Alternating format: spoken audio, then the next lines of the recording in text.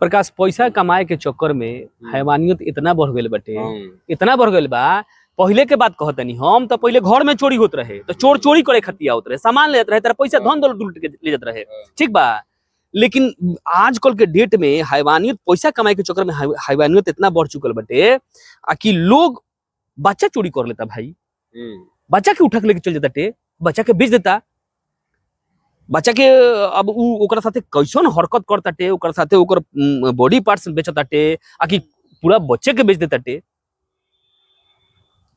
ए पर भाई सरकार के विशेष रूप से ए पर सोचे के पड़ी, एह मुद्दा के पब्लिक में समझावे के पड़ी, आकि हमनी के माने विशेष रूप से सोचतनी स रउआ लोग के घबराए के बात नहीं खे।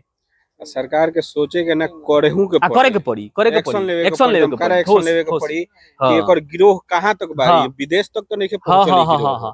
हो सकता है विदेश के कुछ फंडिंग आवत हो कि हां भारत से लइका उठावा एक्सपोर्ट क के विदेश भेजा, हो सकता यार, हो सकता ऐसन का हो सकता एकदम। ए पर गार्जियन के विशेष करके सरकार के भी विशेष करके इस चीज पर ध्यान देवे के पड़ी।